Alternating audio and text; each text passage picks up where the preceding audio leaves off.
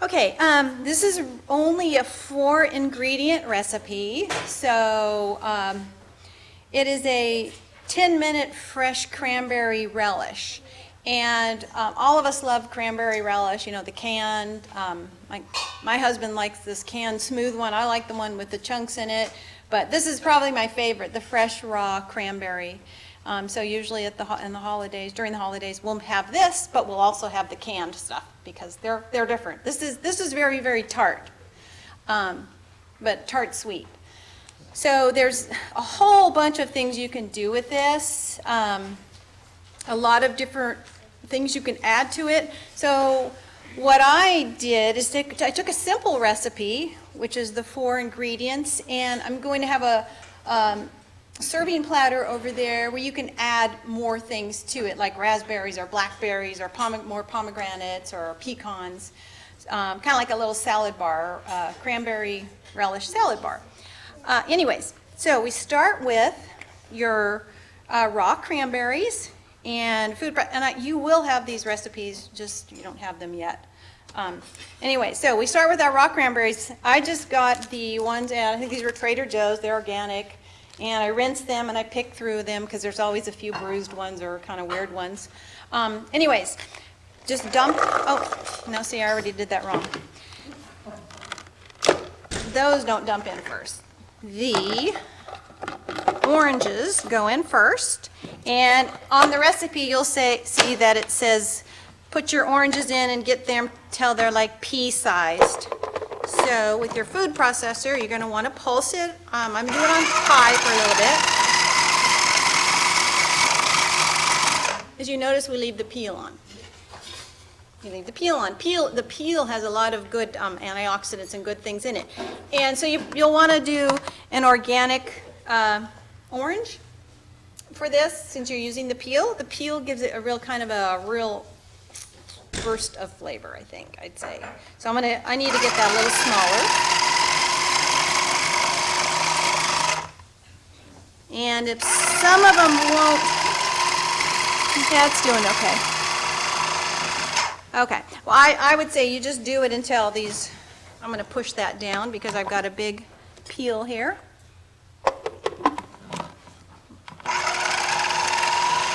And once I do this, I would probably peel out, if there's any big chunks of the peel, I would pull those out. And if there's any seeds in the orange, you want to make sure you remove the seeds. Now, one thing about cranberries is they're high in antioxidants. They're pretty equal with blueberries, and as we know, antioxidants fight all your diseases, heart disease, and your inflammation. So these are just great. Also, they use cranberries for UTIs, cranberry juice that's not sweetened. So cranberries have a lot of good health benefits in them. And we're going to put those in. This recipe called for raw cane sugar, but I just substituted it with 4 medjool dates. The recipe actually called for 3 dates, I think, but I thought it was a little too tart. So you can play with it. You may just want 3 dates. But I'm going to do 4 medjool dates. They're nice and big. And just throw those in. These happen to have seeds. Definitely don't want to get a seed in there. So we're going to just blend that until it's all smooth chunky.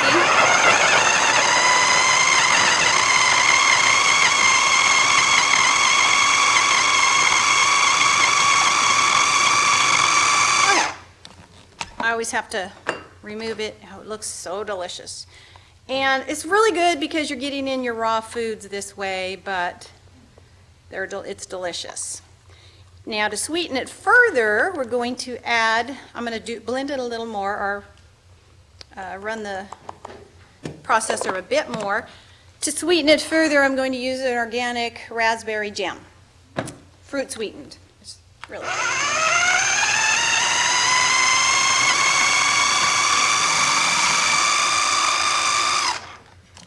Also, cranberries are good for healthy gut bacteria. So they're really good for your gut, too. So a lot of good things with this dish.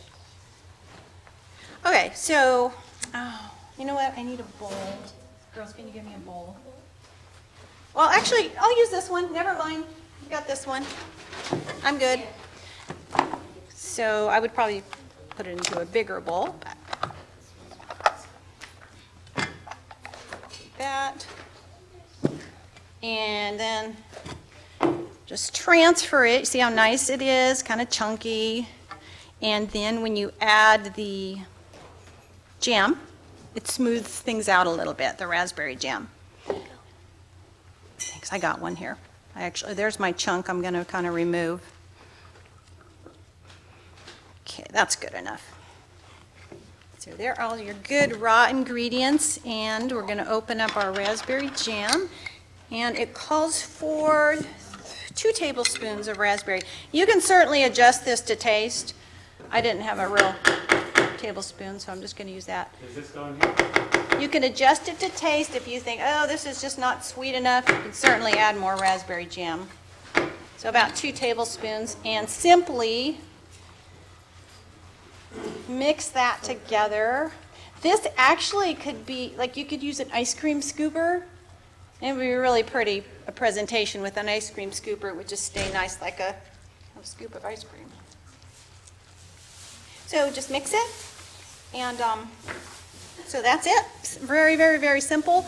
Like I said, I'm going to put it on over here where you can add other good things like pistachios or pomegranates to it. I'm just going to real quick also, I'm not demonstrating this, to show you a kale salad. You're going to be eating a kale salad. You also have the recipe for the kale salad. We eat several kale salads a week. I like to start with the already washed organic kale salad. It's just so much easier and quicker. So that's what we had here. This kale salad, you're going to have the recipe. I don't think you do yet. It's a Christmas kale salad, and it has pomegranates and avocado and mandarins, orange juice, lemon, some coconut aminos, and some olive oil and avocado. It's pretty good, and it's good. When you're making your kale salad, you probably have made them. You want to make sure you massage it with your hands to get it all into the kale, all the good dressings. So you will be tasting this later, but that is your kale salad and your cranberry salad, 2 of your really important raw ingredients for a holiday dinner. And are there any questions? Any questions on those? What is in your cranberry salad? Oh, you will get a recipe. There's dates, raw cranberries, organic raspberry jam, and oranges with the rinds on it. The jam, does it have sugar? No, it's fruit juice sweetened. Oh, okay. Yep. So, the original recipe called for cane sugar, but I just used dates instead. Okay. That's fine.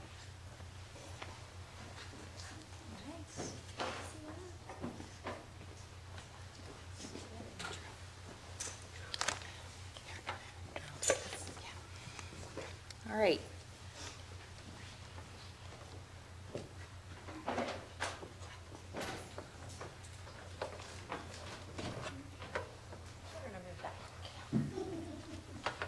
So I'm going to be showing you this is the vegan version of a shepherd's pie. I really love shepherd's pie, and when I saw this recipe, I got really excited because it looks really hearty and yummy. So,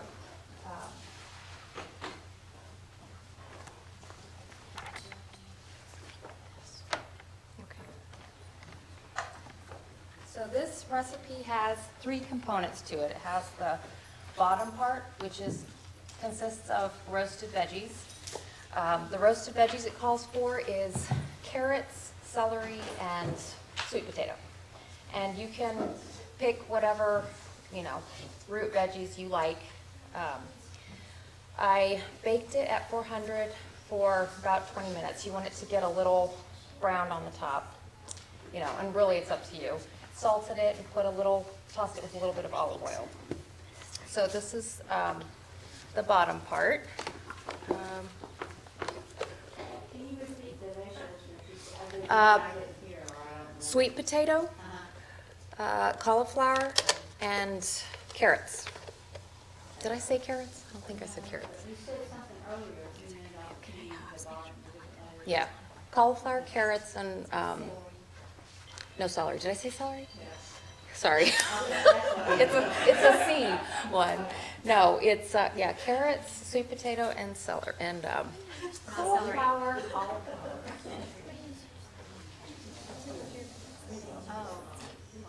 Should we use the mic? It's right there. Just keep hollering at us. So, oh, no, I needed a spoon. Jennifer, could you get me a spoon? Is the mic on? Yes. I need to just talk louder, sorry. All right, so the bottom is the root vegetables. So I baked it at 400 for 20 minutes, about. Bake them all together? Yes, on a pan. Tossed them with olive oil and salt. And then the middle portion is, and the great thing about these, you can see it's just a blend of different colors, which is what you want when you're eating, when you're thinking about your food. It's got a lot of phytonutrients in it. So the lentils. I'm gonna move this so you guys can see what she's doing. She can't see the different colors with that, can you? The second layer consists of lentils. These are green French lentils. You need an onion, diced it up, 6 cloves of garlic, and some thyme. And that goes on the second layer.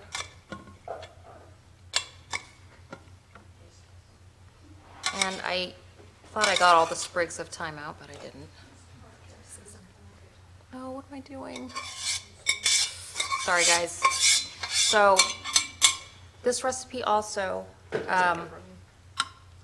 you're supposed to, what makes it creamy is the tahini and the miso, which I did not add before I mixed it. So I was supposed to put this in the lentils.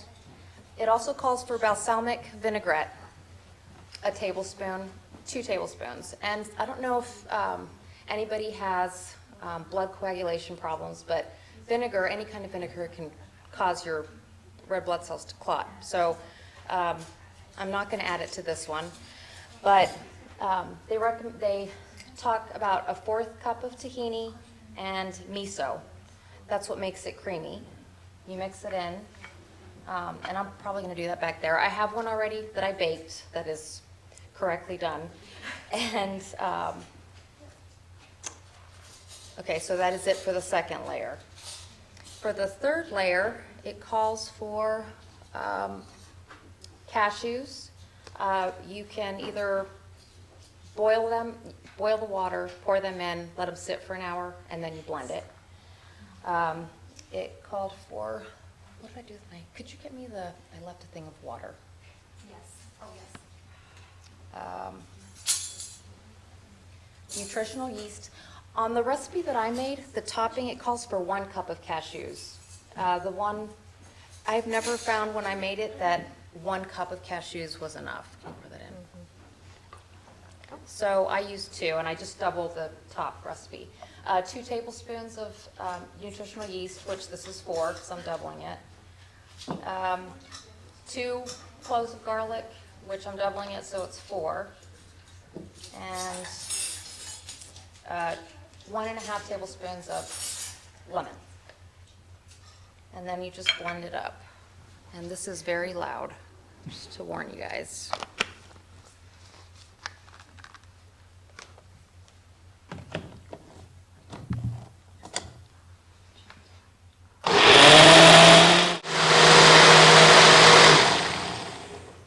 All right. And then you just pour it on top and bake for 20 minutes. You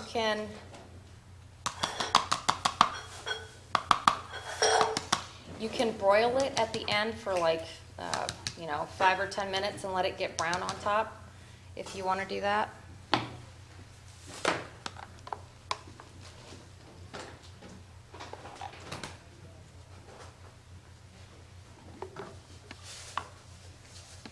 And this is a little thicker than it usually is.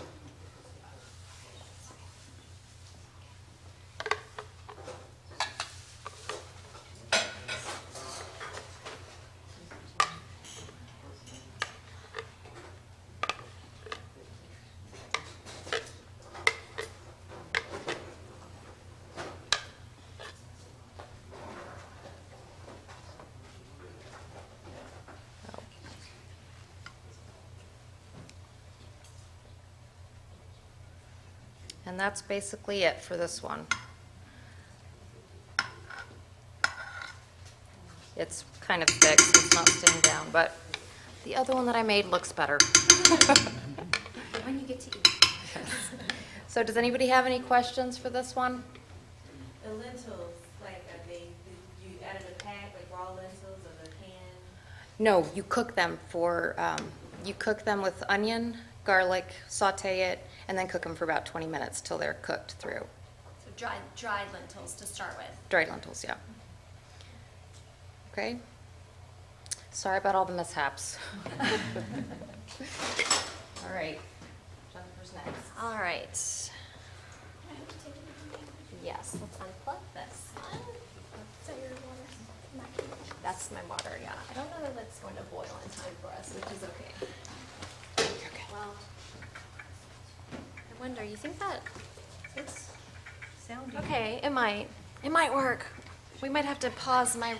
Is this yours or is this hers? That must be Miss Gracie's. That's not good. So I'm hoping my noodles will get boiled before I'm done with the topping so we can actually show you. If not, we'll show you after another recipe. All right, so I'm doing a vegan mac and cheese. Let me grab all my ingredients here.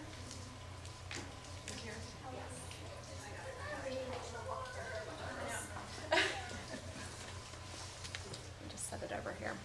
All right, so my kids love macaroni and cheese.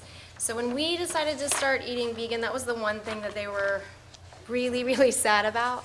And for a while we were buying the Annie's macaroni and cheese that's organic, like the white cheddar. It's delicious, it's easy. And so every once in a while I'll be like, I'm just gonna splurge and let you guys do that. But they love this recipe. And actually, I've served it to tons of kids that all love this recipe. They don't know it's vegan, they gobble it down. And it doesn't take that much longer to make than the box macaroni and cheese, which is excellent. So we usually use this brand of noodles. They do make the gluten-free. It can be made non-gluten-free. Pasta is fine. And this is probably not the healthiest gluten-free version, but so far this is the one that tastes the best. So this is what we use. And what you're gonna do first is just get your water started and cook your noodles as you normally would. Whatever the box says, that's the way you wanna prepare the noodles. Depending on, yeah, we'll have to see if that starts boiling. Depending on if I'm making this ahead of time, like if this is the day before Thanksgiving and I'm gonna serve this tomorrow, then I'm gonna cook these just a little bit less, maybe like a minute less than what it says, because I'm gonna bake it and heat it up in the oven the next day, and I don't want them to be too mushy. So once we get, you can keep checking on this. Pour those in when it's ready. Okay, so for the sauce, I get my noodles started cooking and then I start working on the sauce. The sauce is cashew based. And I'm just gonna dump everything in my blender, which is what makes it so easy.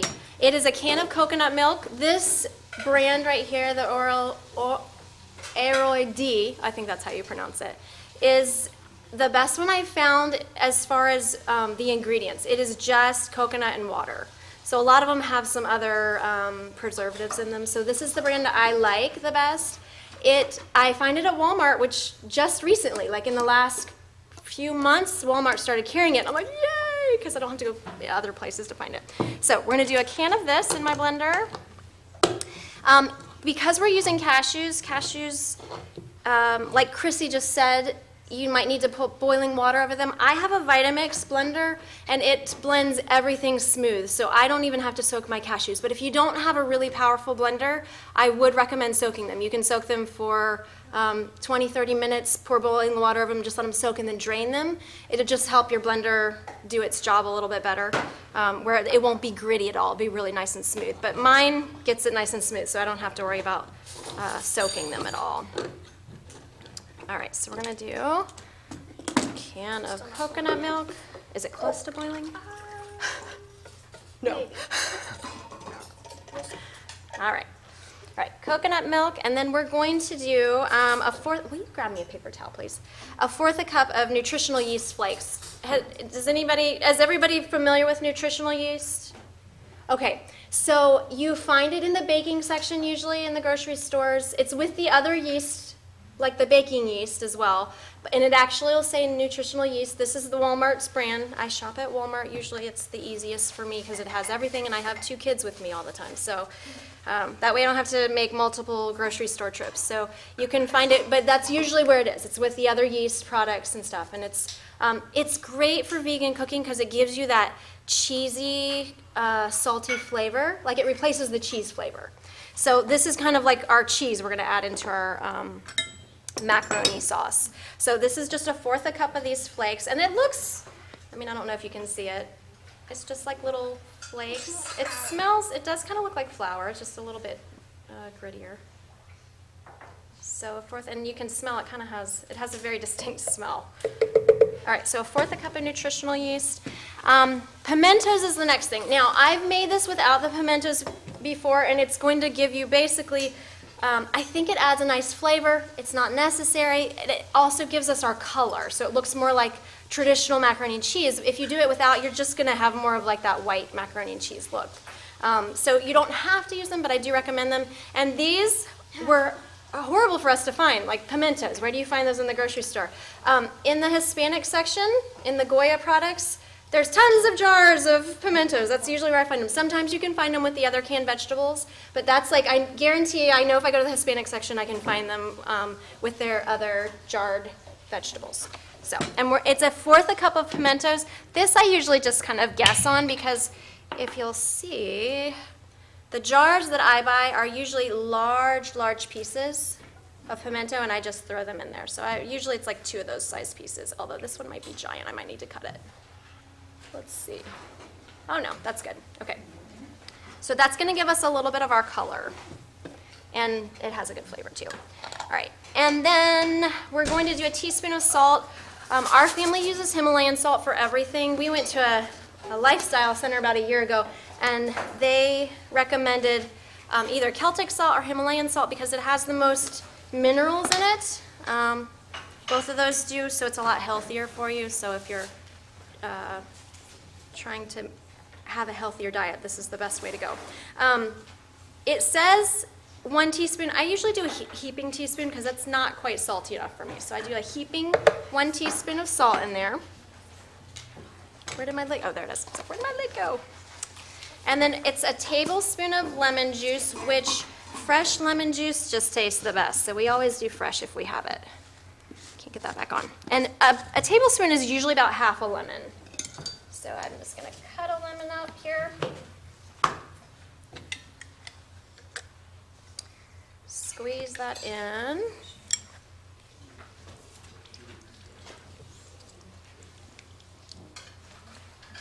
Okay.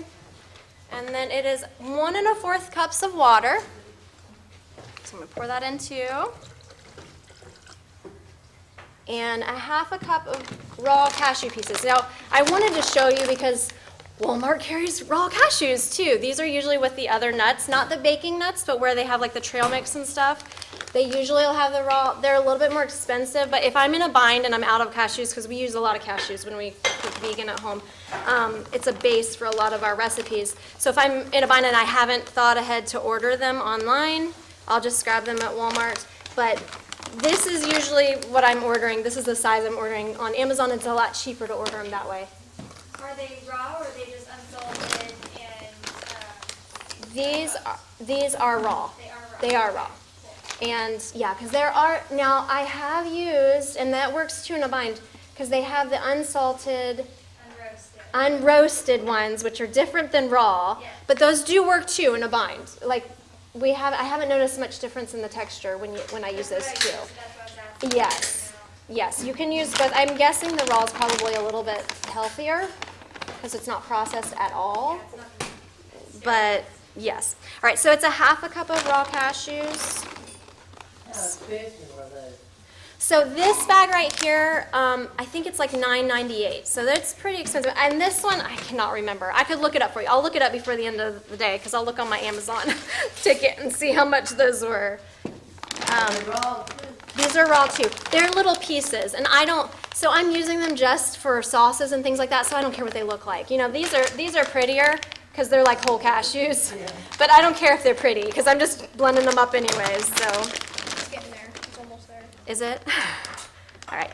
And then the last thing you put in is 1/4 cup of cornstarch or arrowroot. So this is my cornstarch jar that has arrowroot in it. So when I ran out, I had a huge bag of arrowroot, but it's going to do the same thing. Whatever you prefer is fine. So we're going to do 1/4 cup of that as well. And this is just going to help thicken up our sauce a little bit, make it a little cheesier.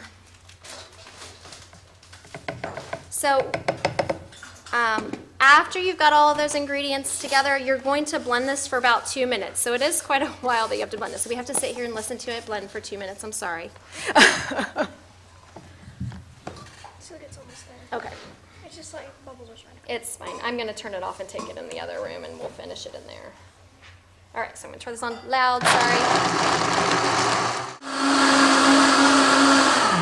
Okay, so now that that's done, it's going to be really, really liquidy. I don't know, I wish I can show you. Let's show you in here.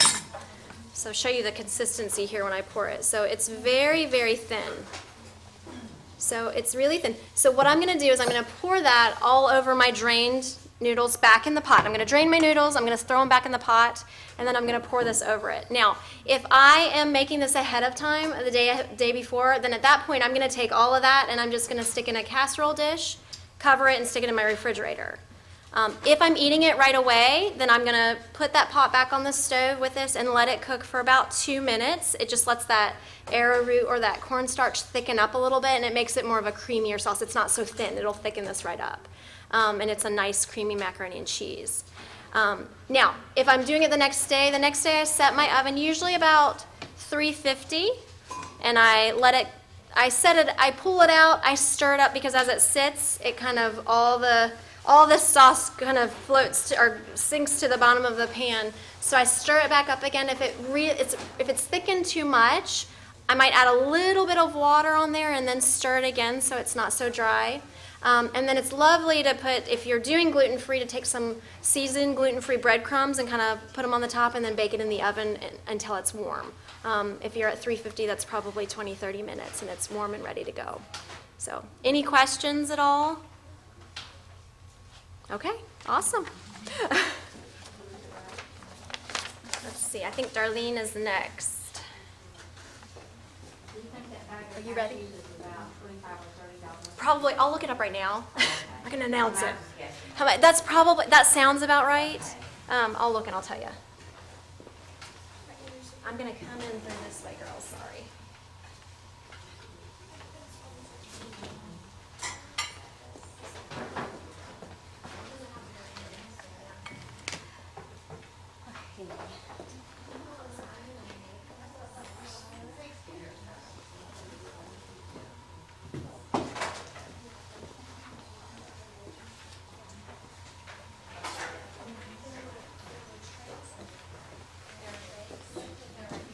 Okay, so I think my recipe is on the second page.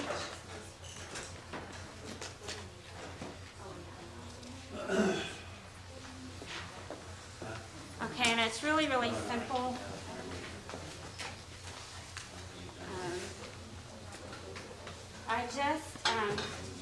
I find that the simpler I cook, the better I feel. But if I eat anything processed, I don't feel as good because it doesn't go down as nice. So I'm going to start with that. I'm going to show you 2 recipes. They're very simple. They're basically the same. The first one is that roasted vegetable medley. I think it's on the second page. And all I did, so here are all the, I did all the prep earlier. And the garlic, you just, sorry, hi. Okay. Okay, sorry. The garlic you just take apart, and you don't have to peel it. You leave it on in its casing. So this is a real rustic recipe. And the big problem we all have is, I mean, the big question is the oil, right? But sometimes it's just very hard to not cook with oil. and I figure it's the holidays, so, but this only calls for a tablespoon, and so what I do is I don't even put it on my vegetables. To try to get it even less, I just coat the pan. So I'm just going to drizzle about a tablespoon of it on here. And the olive oil you need to get, obviously organic, but you need to get the first cold press. And it needs to be in a dark bottle because any light shining on it will make it rancid. And you need to read the labels because a lot of them will say Italy, California, Argentina, and it'll be a blend of oils, and you don't know how long that oil was there, so you need one that's just all from the same area. And Doesn't have to be extra virgin. this is extra virgin. Yeah, so this is extra virgin olive oil, and you want the first cold press, and you want it in a dark bottle so that the sunlight doesn't age it. So it's as fresh as can be. So now I'm just coating the pan, and what I do is I take, because you don't want your vegetables to be oily, so I just rub it through the whole pan up the sides, anywhere that the vegetables will be. So that minimizes the oil that you're going to use. And then I went ahead and I chopped the carrots, the red potatoes. The onion is very large, so this is really rustic. So I'm just going to dump it all in there. And then it doesn't call for beets, but let me drain this. This is the potatoes. I put it in water so it wouldn't brown. So I'm just going to let it sit there for a minute. But what I want to do also is I want to chop up the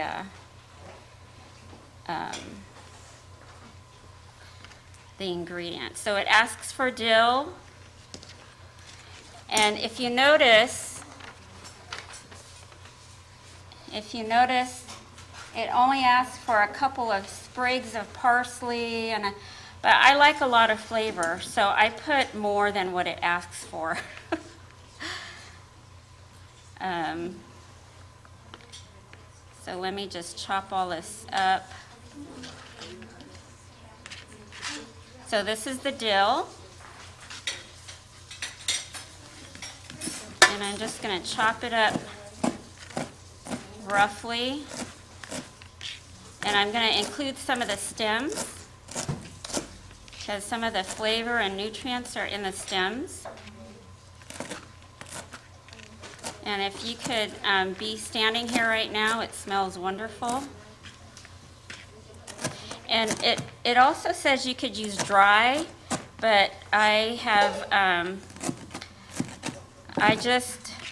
since I've been trying to be more healthy, I just always use fresh. And I just feel like the oils in the spices are more are fresher and more flavorful. So here's the dill, and you're just going to toss it all in there. So this is quite a lot more than, and this is thyme, and the thyme you can just, it asks for 6 stems, but I like to put more than 6 stems. And let's see, it had asked for 4 cloves of garlic, but I actually put 6 cloves in there because when these roast, they get really soft, and I think you'll enjoy them when you eat them. They'll come out of their casing. We don't eat the the casing, you'll have to squeeze the garlic out of it. So I'm just gonna strew them all in there like that. And then here's the parsley. And I doubled this recipe, and when I make it, I'm gonna use the whole bunch because it's just more flavorful that way. And there's two kinds of parsley. There's the curly leaf and the flat. I just always use the flat.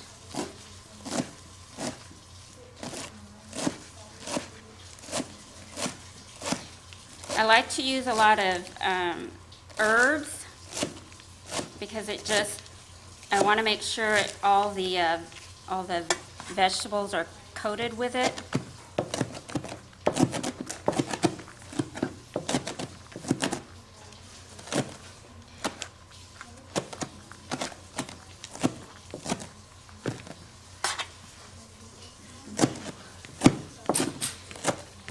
And again, if you could be standing up here right now, you can smell this parsley. It smells very good. Very fresh. Okay. Okay, so here's the parsley. Okay, and then we're going to put the rest of the ingredients in there. We've got some sweet potatoes.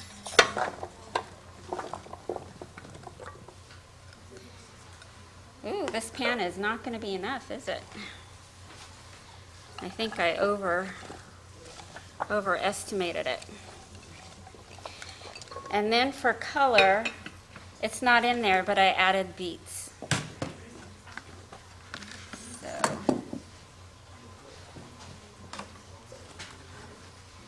I'm going to bring it closer.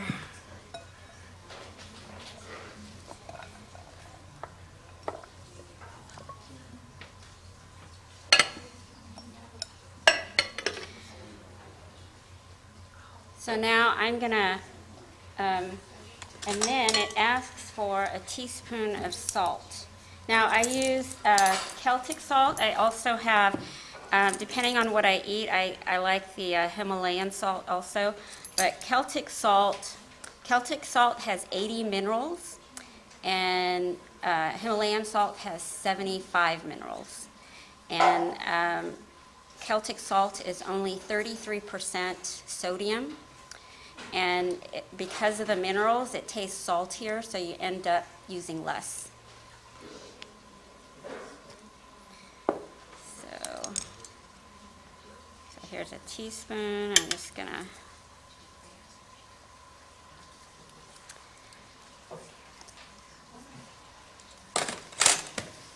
okay, and if I were home, I would just use my hands, but since we're here, I'm just gonna, I might have to put this in a,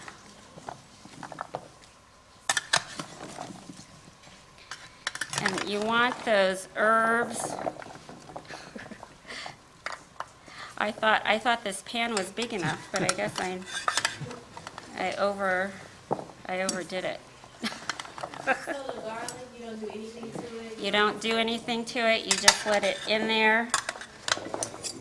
And then, and so I just want to make sure the herbs is mixed in with and touching all the vegetables because that's going to give flavor to them. You raise your herbs or do you buy them? I buy them. Where we used to live, they used to grow wild. The rosemary was wild, the mint was wild, and but that we lived in Northern California, so I didn't grow any. But here I would like to. Do you grow yours? Dill? Very nice. Yeah, I would like to. Okay, so for this one, you're gonna roast this for, what does it say, 20 minutes at 425. But I'm gonna show you a quicker way because I cut all this by hand. I'm gonna go to the second one, the roasted butternut squash one. And if you go to the store, they already have it cut up. So because I work and I'm busy, sometimes I come home and I'm really tired, and so I just take this and I've oiled this pan already, and I just put it there. You can add, this is sweet potato, and then here's the sage, and I'm gonna use all of it.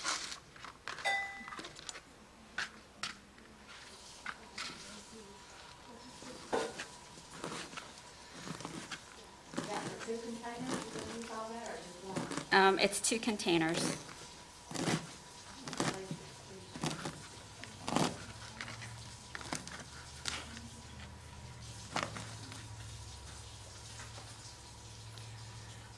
Okay. Let me take this.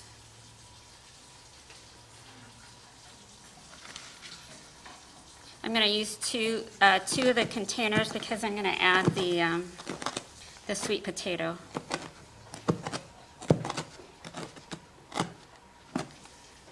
Okay, is there a difference in the taste of dried and versus fresh, or one stronger than the other? I like it fresh. Yeah, I do too.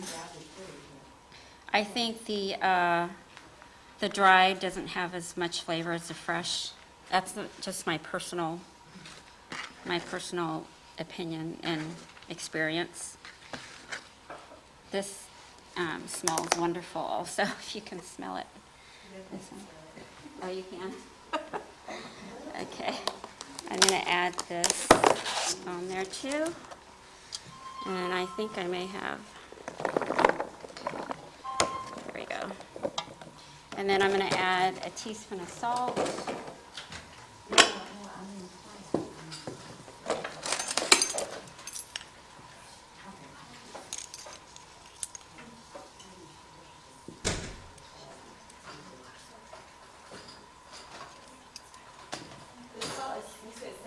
Celtic, so Celtic salt is from the ocean. It's harvested, and Himalayan salt is mined.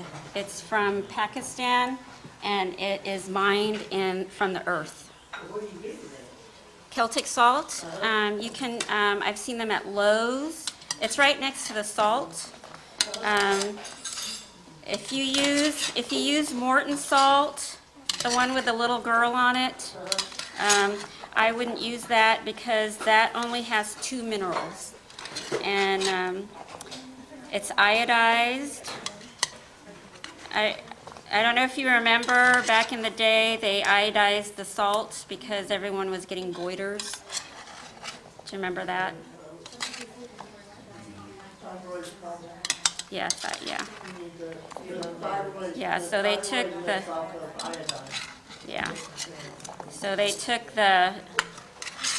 the minerals out. Okay, so that's it. And then I'm gonna roast this. This one roasts at 400 for about 20 minutes. And then what I do is at 20 minutes I'll check it and I'll stir it out some. And it just depends on how cooked you like it. If you want the little brown spots. Same with that. The beets take a little bit longer. It just depends on how soft you want the beets. Some people like it al dente, others like it more mushy. So, and that's it. So I'm going to put this in, and maybe in 20 minutes, 40 minutes, we'll have some veggies.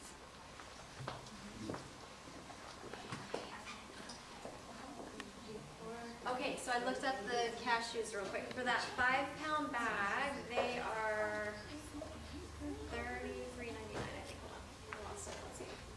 Yes, $33.99 for a 5-pound bag. So that's a little better price than what you're going to get at your local stores probably. So yes, when I think about it ahead of time, I'm usually ordering it on Amazon. And then I just stick them in our freezer. So as long as, with nuts, with the oils and stuff, they're just going to last longer. They won't go rancid as long as they're frozen. Yes. Yes. just start eating.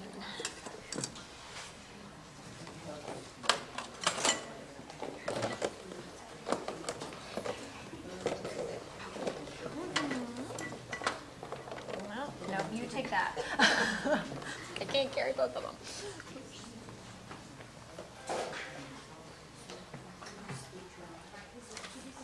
So desserts are next, and I'm not demonstrating this, but before Gabrielle comes out, I just want to say real quick, you'll taste these tonight.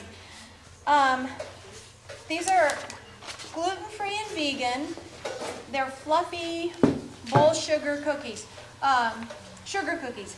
And I'm sorry, I know maybe all of you don't want to make them, so I made 10 recipes and they're not on your paper. I'm going to have the recipe by the cookies, but if you're like me and your grandma and you don't want to make sugar cookies with the kids or something, these really turned out nice. And they were gluten-free and vegan, so I'm going like, yay. And they actually taste very, very good. Also, I have some natural food coloring with beets and good stuff in it, and some natural little sprinkles. I just got these on Amazon for food coloring and things. So these, we just kind of, the girls helped me decorate some. You're going to see those. We just put a little bit of the sweetener on top. And anyways, it's workable. It's a rollable. You can actually roll it. It's a little healthier version. It does have earth balance in it for the fat, because you can't make sugar cookies without some kind of oil. So this may be a recipe you choose to try or not to try, but it is gluten-free and it is vegan, and they actually taste good, and they turned out, and they're workable. You can roll them and pick them up. So you will taste them, but I'm just not going to demonstrate them, and these recipes will be by the cookies. And Gabrielle's going to demonstrate a cheesecake now, a cheesecake on your recipes.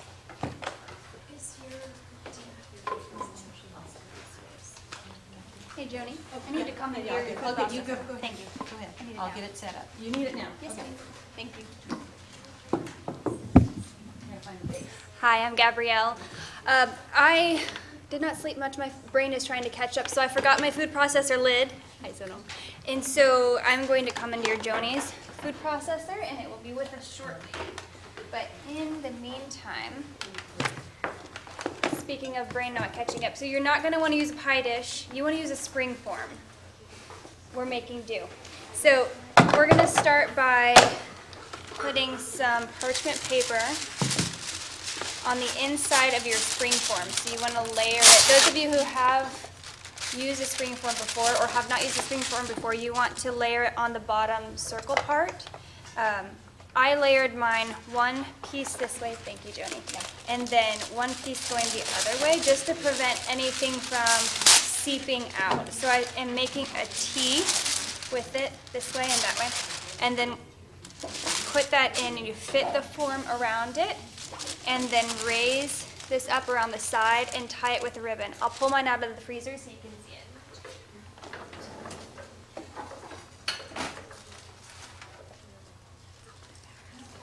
So just like that.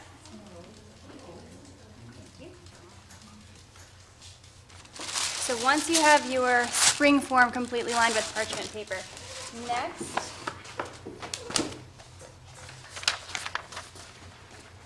I'm going backwards. Next, we're going to start to make the crust. And the crust can be made the day before, maybe even 2 days before. And you can keep it in the refrigerator. But so the crust, if you look at your recipes, it says that it's walnuts, almonds, or you can use granola, pitted dates, and a pinch of salt. So I already pre-measured everything out to speed up the process.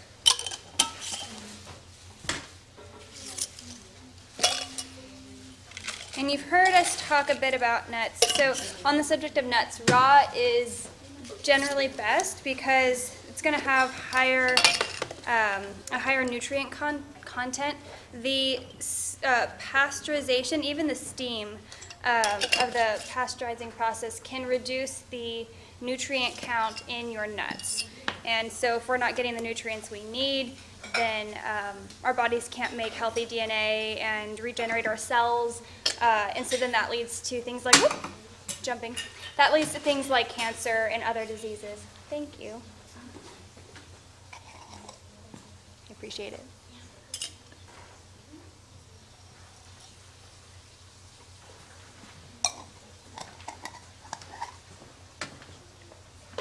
Everyone's is always different. It is, yeah.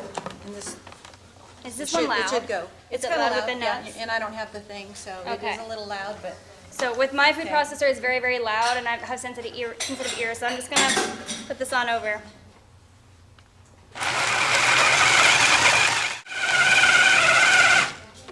You're looking for it to be a really kind of like a grainy texture almost, so that it can press down smooth to make an even crust. do you want to start on the filling? And I'm going to go back and blend this. Sure. I'm going to keep processing it and see if it'll press. Thank you. And you start on the blending, yeah. Okay, so for the filling, Jennifer mentioned soaking cashews for the mac and cheese. Same thing. So the night before, you can measure out the cashews that you need, and basically you're going to pour those into a bowl and cover it with water if you're just soaking it overnight. For the sake of like maintaining the nutrient levels, I would recommend soaking it with just cool or tepid water overnight. But if you are in a rush and you need to put something together quickly, you can boil the water and pour it over and soak it for 30 minutes to an hour. So you're going to start by adding in your cashews.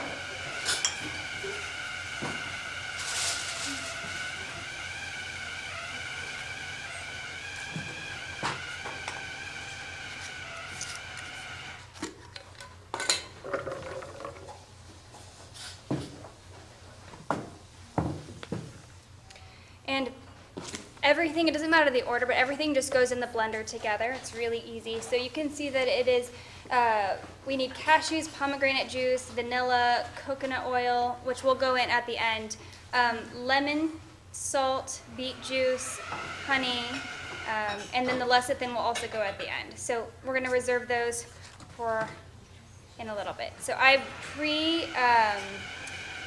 pre-melted the coconut oil, and here's the lecithin, so I'll set those to the side and add everything else. This recipe is which one?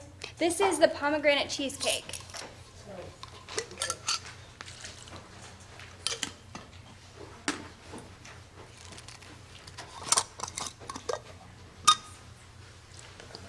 Did you cook the walnuts and the almonds together? The walnuts and the almonds don't need to be soaked, it's just the cashews that need to be soaked. Okay.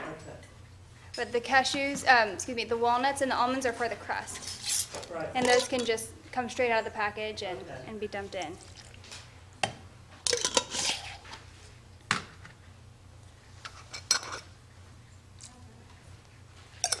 And on vanilla, so the recipe calls for liquid vanilla. I just recently learned that you can buy vanilla that is not made with the alcohol. I have purchased it online, but recently I switched to using the powdered vanilla, so it's just the ground up vanilla bean itself. This recipe does call for the liquid, so I didn't substitute it, but just wanted to pass that information along. That's where I haven't seen powder in this store. I know that places like Lowe's and Whole Foods, you can talk with them and ask them to start to carry different items for you, and so I'm working on that because I would like to maybe not buy so much online. And then people will also, as they see it on the stores, maybe start to make some different changes. So you add everything together here, and we're gonna blend it.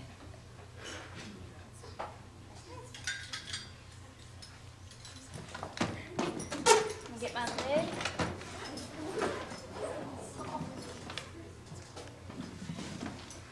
Excuse me one moment. Oh, there it is. 2 C's, 2 pits. 2 pits, Yeah, wow. that's Thank you. We're getting them. Yeah, This seems to be working. good, thank you. Just press it.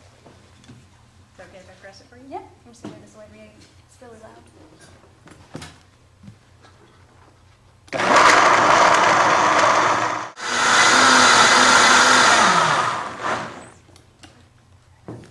Okay, Okay, so first we want to blend this until it's nice and smooth and creamy, and then we're going to add in the coconut oil and the soy lecithin.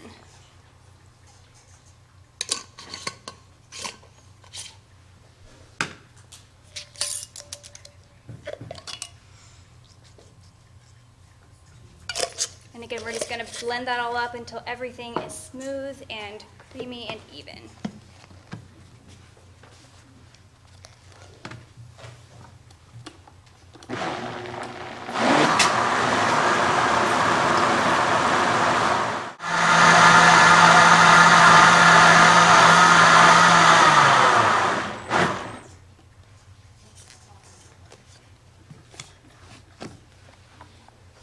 So it's overall pretty simple. You just pour it in until it's nice and even across the top, and you're going to set that into the freezer for about, the recipe card says 1 to 2 hours. I've found that a little bit longer is better. Overnight, even simpler. You just pop it in, go to sleep, and it's ready for you the next day. And you want to pull that out an hour before you're going to be serving it so it can start to thaw and maybe not be quite as icy. So that's it.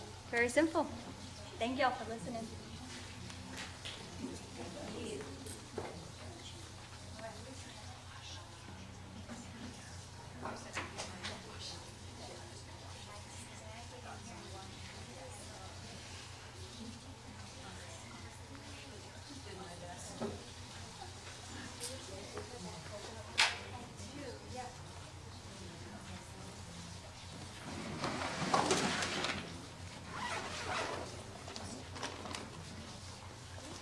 Sorry. Yep. Thank you. Nope.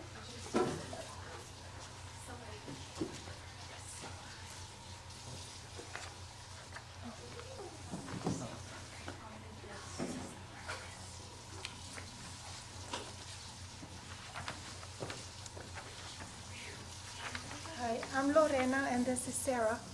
Hi. And Sarah will show us how she makes dessert nut balls, either with peanut butter or with almond butter. So you have the recipe,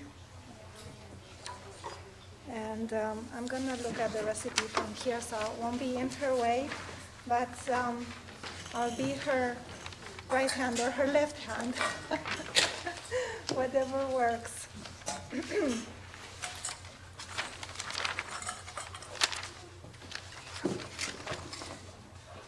Right. So she got the hot plate to melt the chocolate. In the meantime, she will set the other ingredients together. Is there anybody who's allergic to peanuts here? And I am too. So because of that, she's making it with almonds. So Sarah, maybe, so you're just making it with almonds now, right? Almond butter. Okay. Thank you. Yes, that would work, and soy butter would work.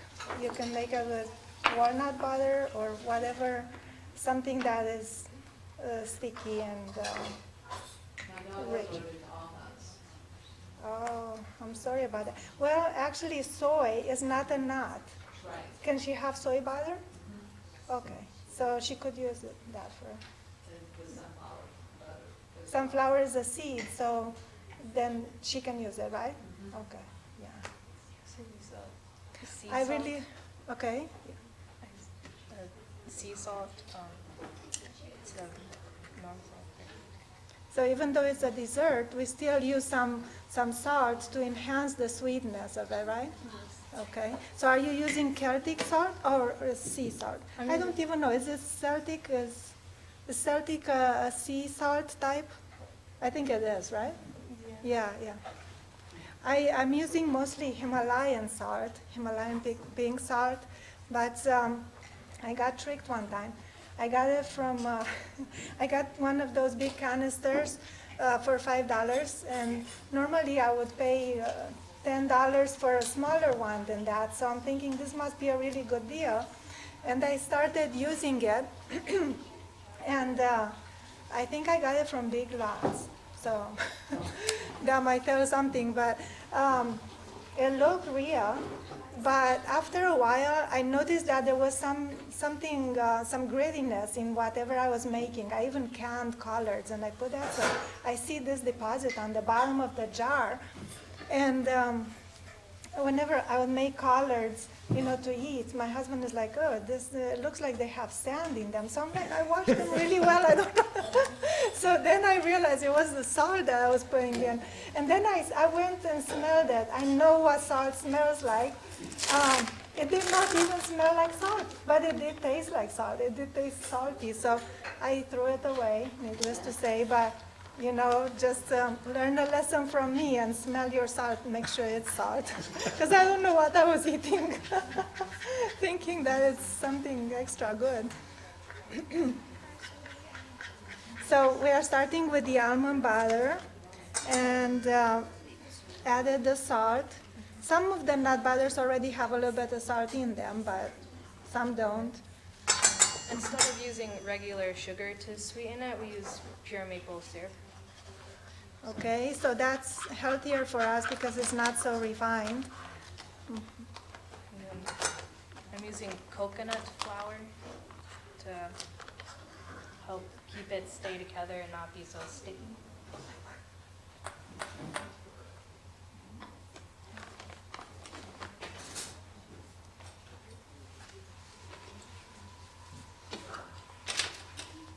Would you like to melt the chocolate chips, or you put them on?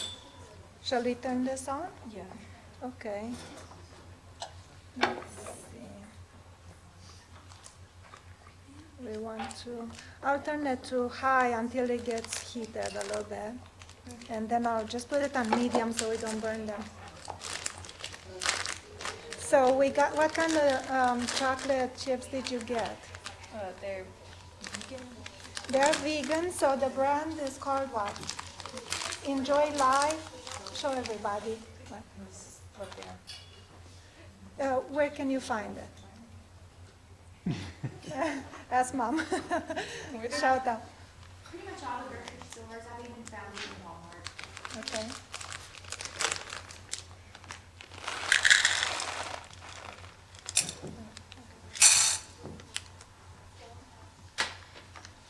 So we use, you're making just one recipe, right? You're not doubling it, right?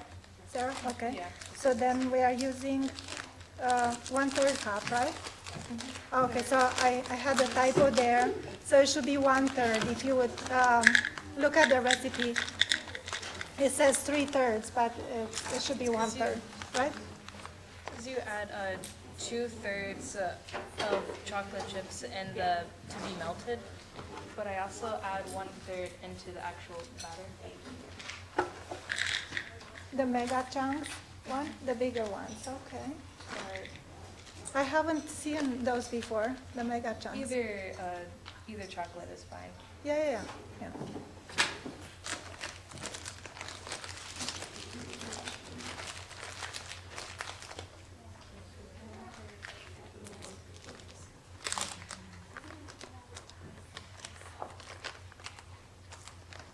So let's see what that looks like, the mixture. Can you show everybody? Okay.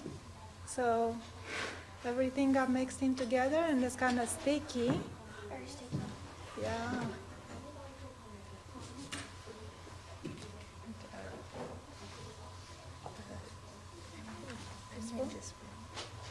Do you need the spoon to mix it? I can bring another spoon, or you can use the knife. Okay, so that is coconut oil. So coconut oil has a certain type of fat that actually feeds the brain. There is a big controversy about coconut oil. Some people say it's not good because it has saturated fats. Some people say it's good because it has the medium chain triglycerides, which are shorter than the ones in animal products. And actually people after having a stroke, if they use about 2 tablespoons of coconut per day, they regain their function a lot faster than otherwise. That's what I've seen personally. As far as increasing cholesterol, I don't know. I know there are doctors like Dr. Esselstyn and Dr. McDougall, John McDougall, that say absolutely no coconut oil, absolutely no refined oils of any kind.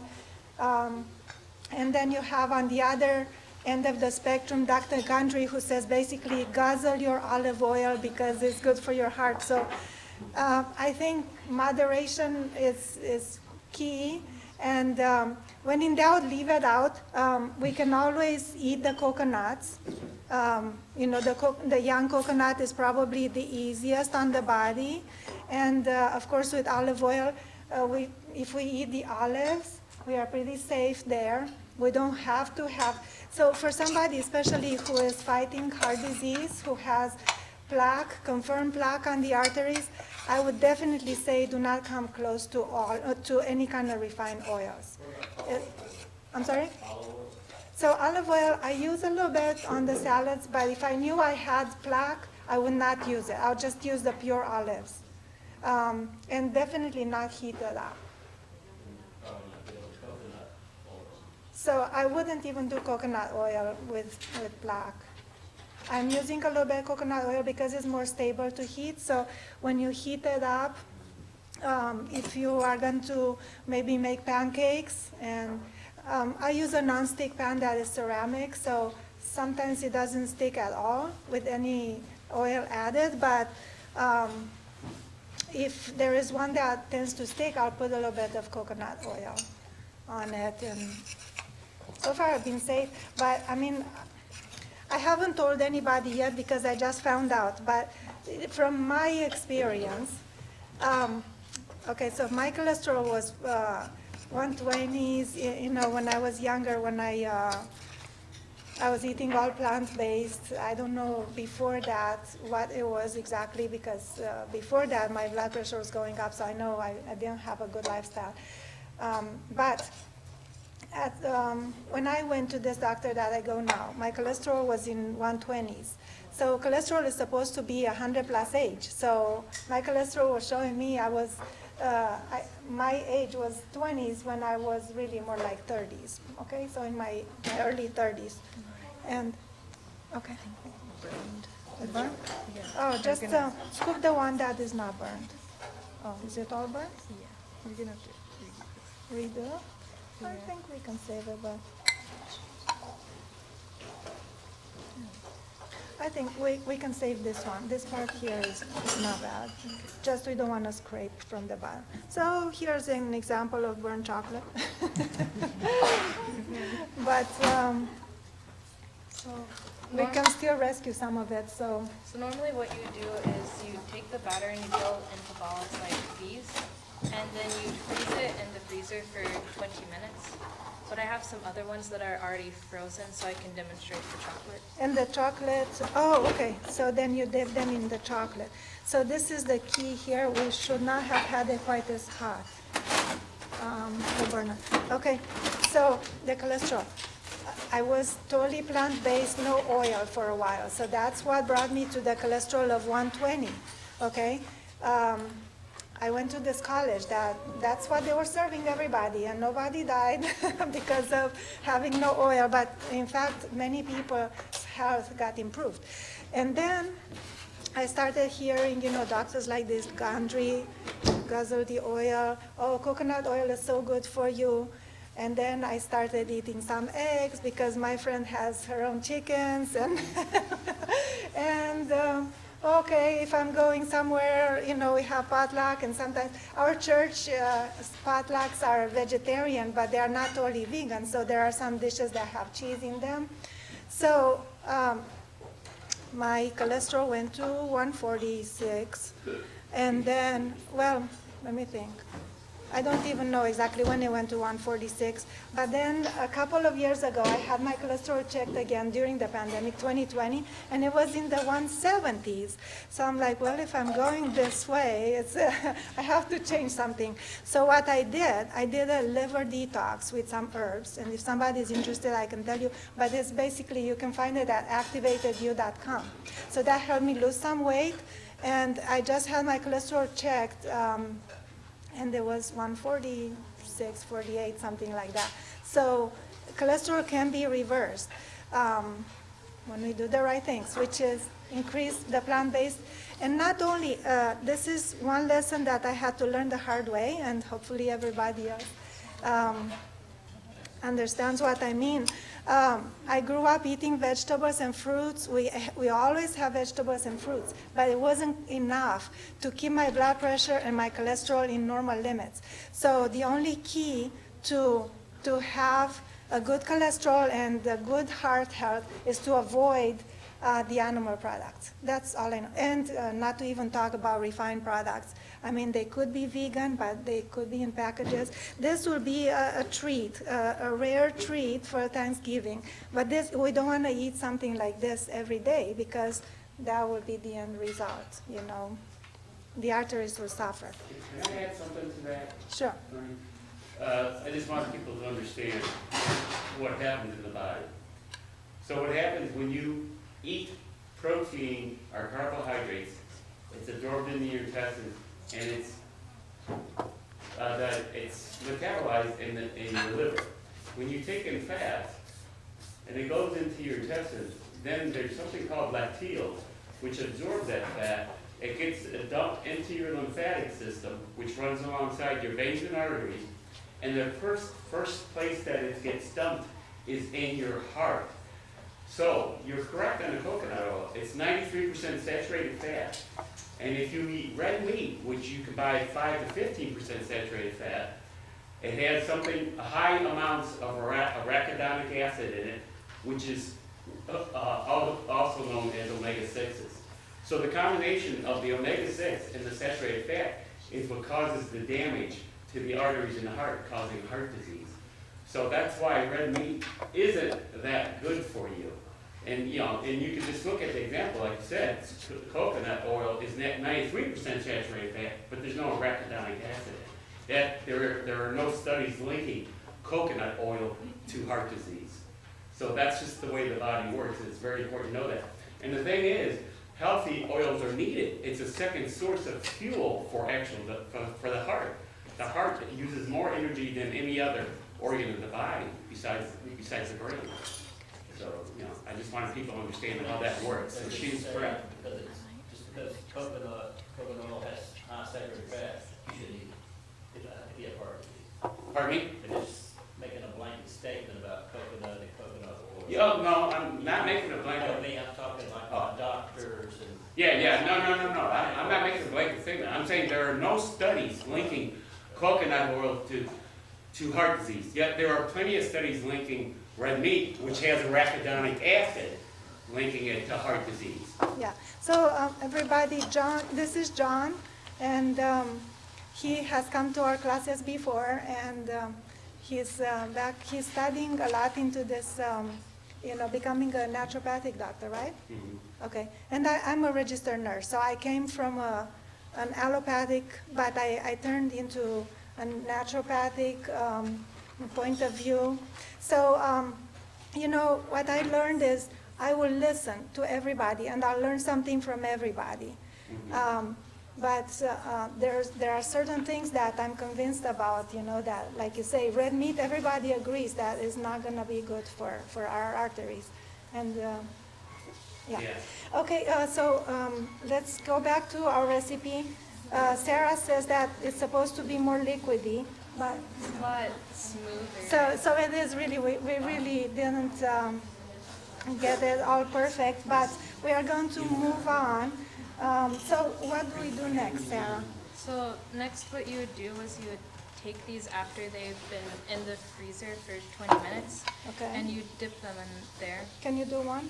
Dip one in here? Do one. Okay. And you roll it around. So you roll it around and have it, and then drain all the chocolate, right? I mean, extra. So just let whatever will stick to it. Okay. And then you just set it down. All right. And then after you had done that to all of them, you would chill it in the freezer for another 20 to 30 minutes. And they're done. Okay, and then we'll get to taste them. I'm looking forward. I'm gonna break my diet. But there is, There are all kinds of chocolate chips that you can find. You just want to make sure that they are not, they don't have saturated fat. And this Enjoy Life, it's a better brand from many points of view. It's more expensive too. Or you can make your own sauce with carob, but it's not gonna harden like chocolate chips. Carob is, it's a substitute for chocolate. I don't know if everybody knows about it. It's very good in B vitamins, and it doesn't have any kind of theobromine. Carob. Let me show you.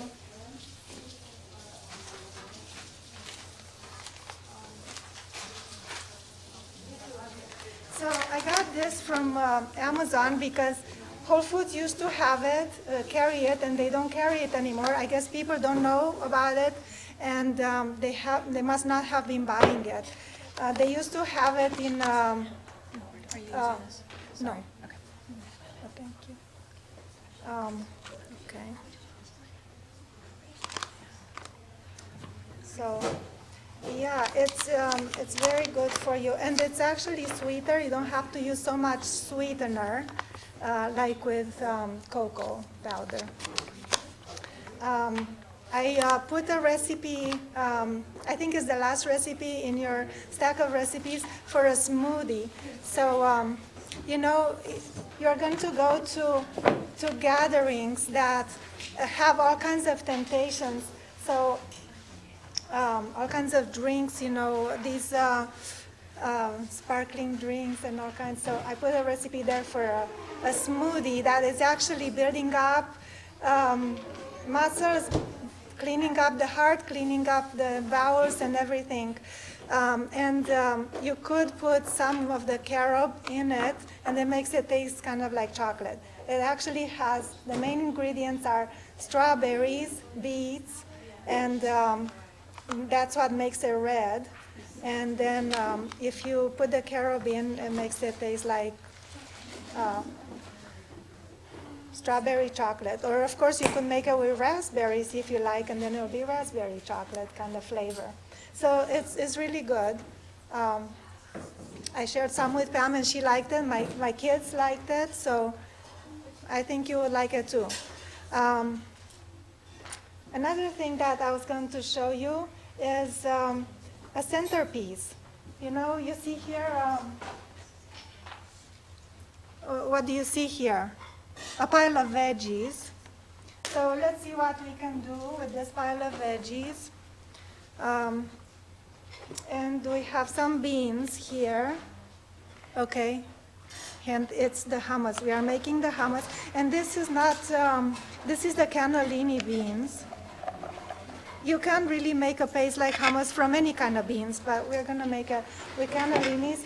And we are going to make the no oil recipe from the forks over knife.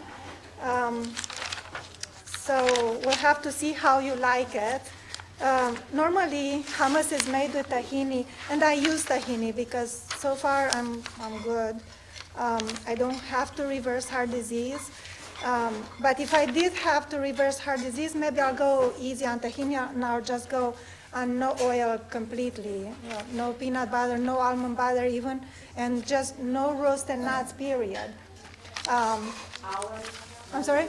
No roasted nuts, almonds. Really, there was a study showing, yeah, so there was a study done with monkeys. They fed them roasted nuts and they got sick. So our body is kind of similar. So I'm thinking it probably makes us sick too, but since we don't eat a lot of them, we probably don't notice. But in the long run, it probably hurts us, even though nuts are very good for us.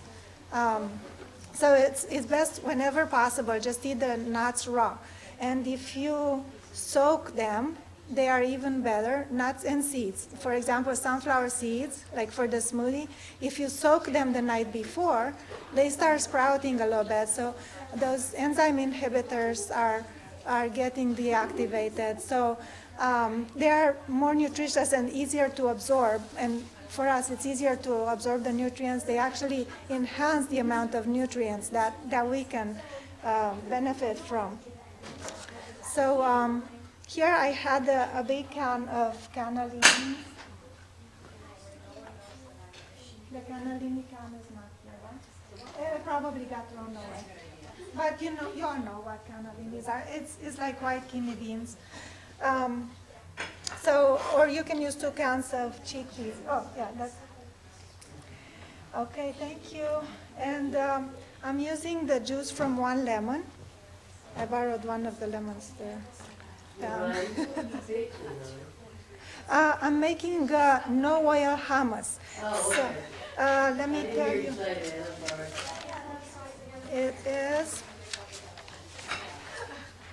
It is on page 3, on the bottom of page 3. Okay. Oh, garlic. So I didn't chop the garlic. So I'm just going to use some garlic powder just for the sake of time so I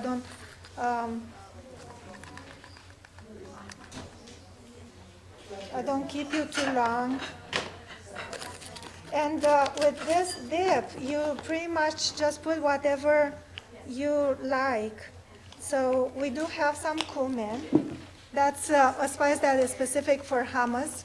And it has actually healing properties too. So it makes it a little spicy. And I do have measurements, but for this, okay, so it says 2 teaspoons. I could use teaspoons, or I'm just gonna measure approximately 2 teaspoons. If you put too much, it doesn't taste so good. It's better to put less than more for cumin. It didn't say there onion powder. I don't know. Shall we put some onion powder? It won't hurt. Garlic and onion, they always help us, help our immune system and helps the microbiome and stuff like that. What else do? We're gonna use the raw, like the chickpeas, like I have like a bunch of like bags of chickpeas. Yes. So how long would you cook them and do they have anything cooked? Yes, that is the best way to cook them yourself. So if you put them in the crock pot, I would first soak them overnight, and then you can put them in the crock pot and let them basically cook for 6 hours or all day, or you have to get to know your crock pot. I have 2 different ones, and it takes different amounts of time. But you just cook them until they are soft. About 6 hours, yeah. Or even 8 if it's in the crock pot. And that for me is on the high setting, because if I put it on the low setting, it just seems like it never cooks. So you just have to learn it. But that is the best. They taste the best. They are amazing when you cook them fresh and then you make the hummus. It's amazing.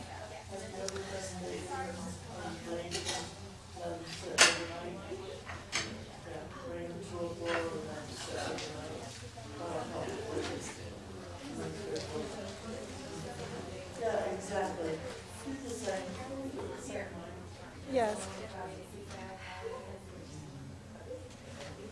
Or if you had them soaked during the day, then you let them cook overnight. But yeah, it's important to cook the beans well, because they do have enzyme inhibitors or phytates. The beans and the grains, they have these substances that actually help them to stay safe and not spoil.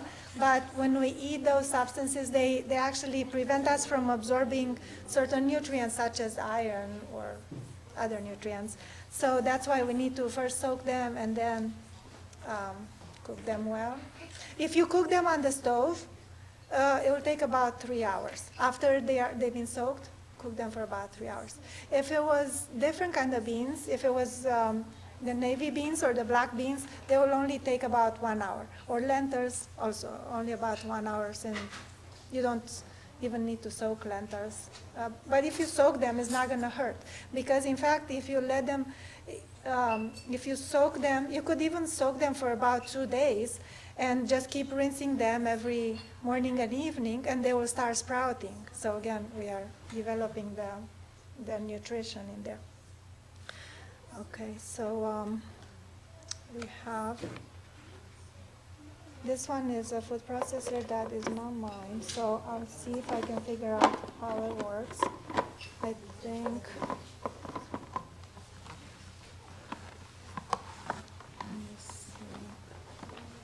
Johnny? Yeah. I don't know how it Everyone's works. works different, I know. Yes. And this one's been, Oh, okay.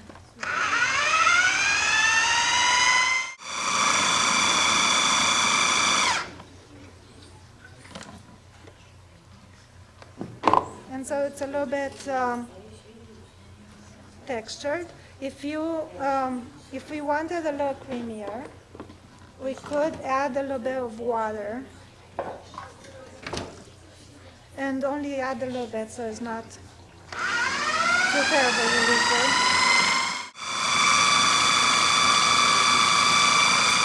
And this is my good pink Himalayan salt.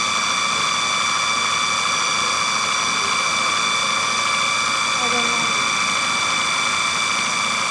We wonder sometimes what we eat and how do we survive all this stuff. I'm not sure, even this one. Yeah, this one, it does smell like salt. But I don't know, what could they have been putting that was pink like that or white? Okay, so then if you are at home, you can taste it. You could add some dill when it's just about, I don't know, shall we add dill? Maybe we don't have to.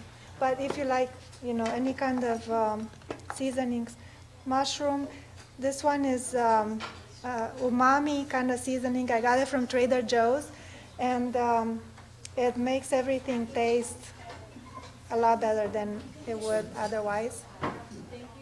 We're gonna put a little bit of it. It does have a little bit of red pepper flakes, but it's not overpowering.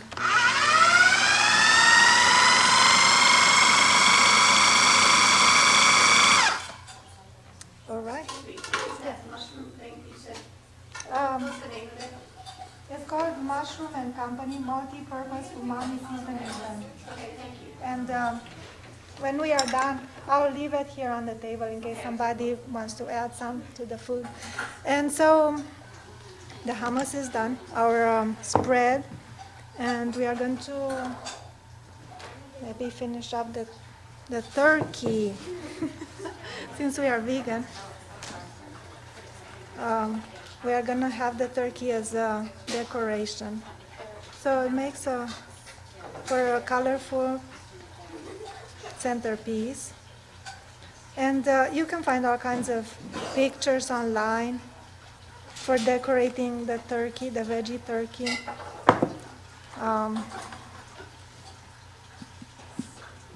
We can just put it in here and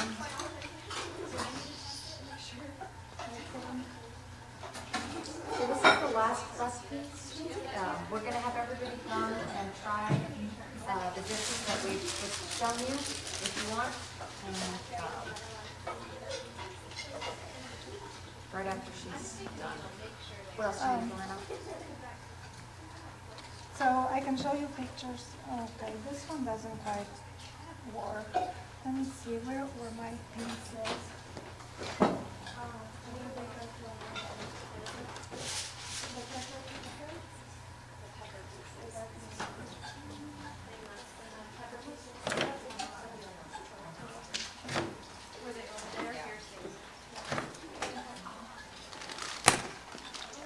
Okay, so we got some leftover pieces that we can always use in a soup. But for decoration, I have one that would look good like a beak somewhere. A triangle here, and I cannot say I'm the best with decorations, but I just thought that turkey looked so good. I don't know. I'll just show you the picture. I don't know, does this look good? Cucumber eyes? And So I can put chocolate in? Yes, so I can put chocolate. I had some raisins for the eyes too. Where did I?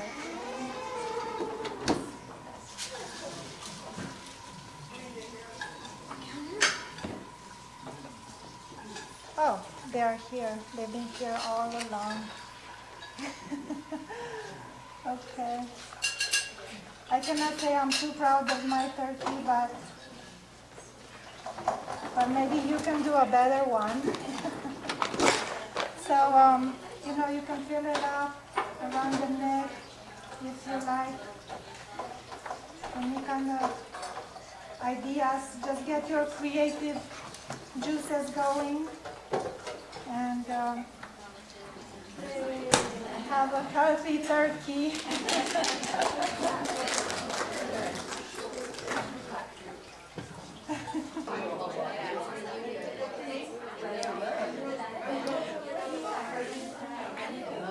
I'm sorry to interrupt your discussion, but we are going to talk a little bit about immunity, and I wanted to let you know that your handout has a link. This QR code takes you to a very nice article, I thought, about immunity. Go ahead and pull it out. Pull it out? Okay. Yeah. If I can figure out how. Just pull straight out. Okay. All right. So can you hear me? All right. So we're talking. Everybody wants to know what are we going to do if we get hit by a stronger virus. So I don't know if you have ideas, but this article certainly has ideas, and I would encourage you to read it. I won't keep you too long, because if I talked about everything on the article, we'll stay here for a while, but please do read it. And I just wanted to point out a few things that can help our immunity. And the article talks about how important a good gut health is for our immunity, because we have certain bacteria that are beneficial to our health in the gut. And when there are many, many kinds of those beneficial bacteria, and we might take probiotics and help our gut a little bit, but it's important to eat good foods like what we have shown today, which have the prebiotics or the fibers, and they have all the nutrients that help to nourish these bacteria. If the gut is inflamed, if we get indigestion, then the whole body suffers, the immune system suffers, the brain suffers. So the brain is our, best potential that we have. But we cannot reach the brain directly. We have to heal the body, as Dr. Mark Hyman says, in order to heal the brain. There's an epidemic of brain conditions that can be reversed by healing the body. So in order to do that, we want to make sure that we eat at proper times to not interfere with digestion. The digestion takes about 4 to 5 hours, depending on what we had. So we had a pretty consistent meal right now. It will probably take our stomach or digestive system about 5 hours to process all this food. We want to make sure that we are not going to eat anything in between meals, because this will disrupt the process of digestion. So it's the physiology of digestion. We have the salivary glands putting out the saliva that it's a substance that is alkaline, and it helps us to start the digestion of carbohydrates. In the stomach, we have the gastric juice, which is acid, and it helps to break down protein. In the small intestine, we have the bile salts coming and all the other intestinal juices, which help to digest fats. So each one at different place along the digestive system has an intelligence that I believe God put in there for us to, and it hasn't changed in all the thousands of years that people have lived. It's still the same. So we are learning. And every year it seems like we're learning a little bit more about how it works and how we can help it. But this one think it's for sure. We want our stomach to be calm. And this is when it's calm, when we don't interrupt the process of digestion. So we say about 4 to 5 hours in between meals is recommended. And do not drink with the meals. I mean, if the food is really dry, of course, you can drink a little bit, wet your mouth. You don't want to not enjoy the food. But if we drink in between meals, then we won't feel thirsty at mealtime. And this is what is recommended. Drink between meals. Drink something every half hour. You don't need to drink a gallon of water every time, you know. Half a cup of water, in fact, is about what the body can use every half hour. So between meals, I mean, after the meal, we want the stomach to do its job, and we don't want to drink right away, maybe an hour later.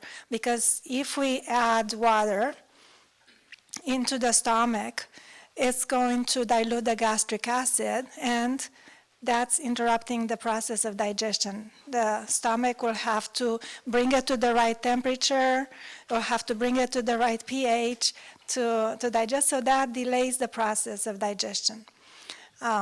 There have been studies done on nurses, for a fact, that shows how this process gets interrupted, and they have found food from one meal well into the next day, still in the stomach undigested because of all these interruptions, because they were fed something every 2 hours. It's so common these days to say, eat every 2 hours, eat a snack. And that's not healthy. Only water between meals, that's the best. Any question, challenges? No. All right, now let's say we've made a mistake. It's not the end of the world. There are things that can help. There are herbs. Herbs like thyme, when we cook the beans with thyme and with bay leaves, they are becoming more digestible, and they prevent indigestion. Sometimes we make a mistake, the stomach feels, it sounds like it's hungry, so then we want to eat. Well, many times that sensation of hunger is actually either thirst, or it could be indigestion, if it's not at the right time, if it's sooner than, especially if it's sooner than 3 hours after the meal. Let's say if you just ate some fruit, it would be reasonable to say in 3 hours it's probably gone from the stomach and you are hungry. But if it's within half an hour or 1 hour that you feel that hunger-like, it's most likely indigestion. So some herbs, peppermint tea, that's what I grew up with. My mom always made peppermint tea if we had a stomach ache, indigestion, even diarrhea. It helps even with that. All these herbs from Herbes de Provence or Italian seasonings, they are all good for our stomach and ultimately for our immunity. We are talking about immunity. Another thing that I wanted to point out, and I'm not sure if you are familiar with, is charcoal. Activated charcoal helps to adsorb. So not only absorb, but adsorb. In other words, it grabs toxins and germs that are not bacteria or viruses or fungus that's not supposed to be there, and it just carries it out of the body through the digestive tract. So we can safely dilute some of this powder into water, and it feels a little bit sandy in the mouth, but it really does the trick. Half an hour after you take some charcoal, you already feel like the stomach is calm.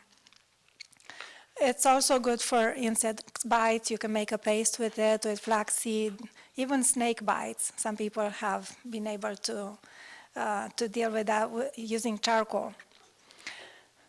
Now, I'm just curious, how many people have used charcoal before? Can you show me? Okay, all right, very good. And if you have questions, you are welcome to come by and we can open the jar. And if you like to take some home, you are welcome to. They sell it at Whole Foods usually. and there might be other places.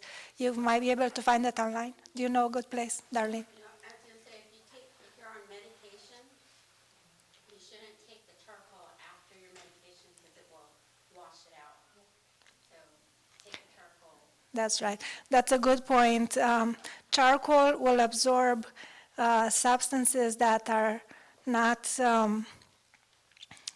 considered friendly to our body, which medications are not. They are chemical substances, synthetic substances for the most part, and charcoal will absorb them and carry them out of the body, like a foreign body that they are. Mhm. Well, how do you make, how much dilution do you make if you're making it to drink? To drink, I will take a level teaspoon into a cup of water. And you can take up to 5 of those doses a day. If you take more than that, all that can happen is you get constipated. So you just want to make sure that you drink plenty of fluids and eat plenty of fiber, and then you won't even get constipated. But yeah, definitely you want this between meals or when you go to bed. If you if you notice that you wake up with the stomach unsettled and just you don't feel hungry, it means that something is not quite right in the stomach. So I would take one of these drinks just before going to bed. For the poultices, you can mix it with flaxseed or oat flour to make it stick and not be so powdery and yeah.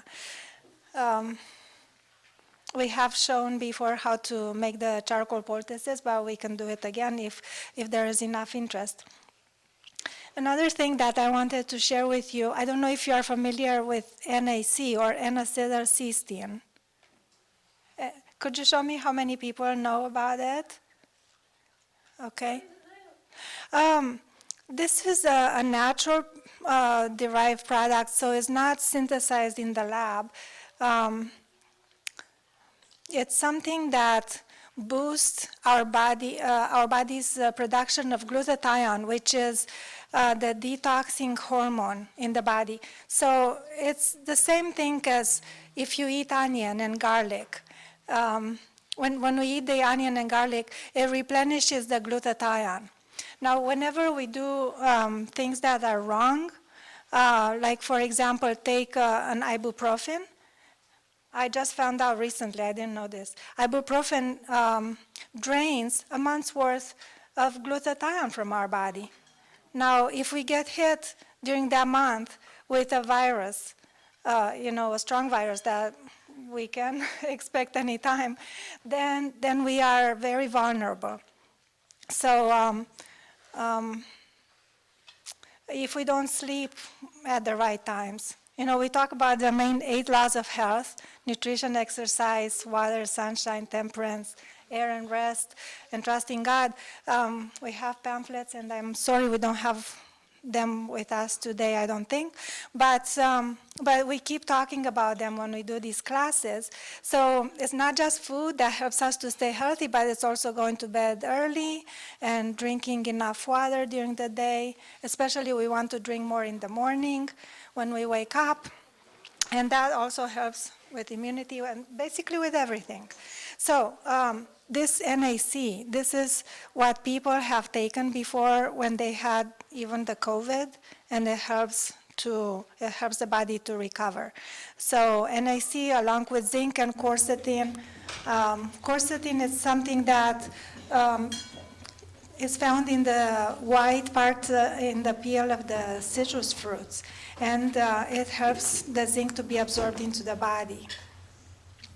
So there are some other things that do the same thing, like cinchona bark. I think that's how you say it, cinchona, but it's a tree bark that they make quinine from, or hydroxychloroquine, and that's what that does. It helps to carry the zinc into the cells where it destroys viruses. It kills them, and it also creates a not friendly environment for those viruses to be in, because it raises the alkalinity in the body. The viruses like it acid. So this brings me to another subject, the alkalinity, and we've talked about the acid-alkaline balance before. Just to touch on it shortly, all the fresh fruits and vegetables help us to have an alkaline environment in the body, and that helps us to be strong, more resistant to disease. It helps our immune system, and it helps basically everything. Acidity, on the other side, is what encourages sickness. So you might want to, just look at more things like that. But for example, animal products, they are producing acidity in the body. Red meat and basically any meats, dairy and eggs, and food that is cooked too much. You see sometimes broccoli that is cooked too much. You know that there is not quite enough, nutrients in it left, and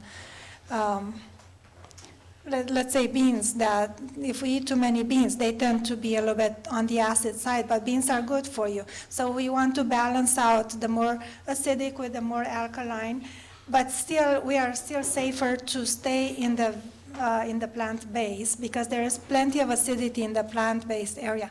Pam, you had a question? Yeah, I was going to say earlier when somebody was doing a demonstration, but I don't know which one it was. But anyway, if you leave your vegetables like crunchy and not soft, the enzymes are alive, and that's what helps fix our body. Am I not right? Yeah, you're talking about enzyme inhibitors. Like your green beans, even they're soft, and some will eat them like almost mushy, but, I don't really know if there is any still nutritional value left, but I know if you leave your vegetables crunchy, you got the enzymes alive, and that's what helps your body. That's right. If the green beans are still bright green, they will have more nutrition. Raw was better. Now, green beans, I wouldn't recommend eating raw because they're. Most all your vegetables. But yes, a lot of the vegetables are best raw. Some of them have certain nutrients that are better absorbed cooked. So, for example, carrots. They have certain nutrients that are better absorbed when they are raw, and other nutrients that are better absorbed when they are cooked. So we kind of use both. We alternate. The key is to have a wide variety of different things. Now with beans, we want to cook them well. Well, I was really thinking like zucchini and onions. I know y'all probably, maybe not been to can pie, where they cook it in front of you. Whenever I used to go, I would always say I wouldn't mind left crunchy. They cook it for just a few minutes, and then they pull it off, which, they pull it out of the pile, and they let that other stuff cook mushy. I eat mine kind of crunchy. Yeah. The vegetables are definitely better, and fruits better raw. Now potatoes, I really like potatoes done. The starchy stuff we have to cook. Sweet potatoes. Yeah. You say green beans, why do you have to cook so you can't eat those raw? The green beans are a coarse vegetable, and they're better digested when they are cooked. We don't want the digestion to be working too hard. Sometimes even cabbage is better digested when it's cooked, even though cabbage is really good raw as well. And I like to make a salad with lemon juice and just a little bit of salt, maybe some tahini. But yeah. But green beans, I have tried them raw before, and I just didn't think it was right. The taste sometimes helps you to figure it out if it's right to eat it raw or cooked. When you cook the green beans, they taste a little bit sweeter. Then, so you get nutrients absorbed better. And in fact, I learned that the green beans have a mild toxin. So if you're going to eat some raw, you don't want to eat a lot of them. If you eat one, it's not, going to cause big damage, but yeah. Yes, Chris. Hey, I just wanted to contribute something else. During the last 3 years, our whole thought process, or anybody that's aware of it anyways, has changed on the virus. Okay, we have what's called the microbiome. We're made up of billions of viruses. So they bud off of exosomes. And it's a communication system between us. So if I'm sick, what they call sick, which is actually detoxing and cleansing the body, we get symptoms from it, she contracts it, my budding off of the microviral and the toxin, and it communicates with her, hey, if you have this toxin in you, you need to get rid of it too. So then she becomes sick. So it's something that we've been taught, a complete lie, to fear. And it's something that we should welcome, because it's our body actually cleansing and detoxing. And as proof of this, during my research in 1949, there was an article I came across in a Tulsa, Oklahoma newspaper, where the title of the article was "Measles Saved My Boy's Life." And they go on to explain how he had nephritis, and at that time it was 50% death rate from nephritis, inflammation of the kidneys, and put him in a bed with another boy who had measles, and within 10 days he was cured. You know, so it's everything we've been taught from allopathic medicine has been either misinformation or lies, and I can say that emphatically from my research. Yeah, so we are always learning something more. Thank you for sharing. And I think that we kind of have overdone our time. So thank you so much, everybody, for coming. We hope to see you next time. We won't have a class in December because it seems like everybody is really busy.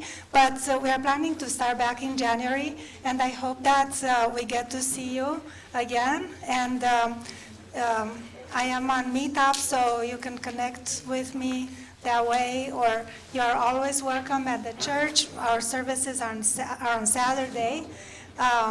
We have a website, so you can contact somebody through the website or through the Meetup, the church website or through the Meetup. It's very nice to meet you.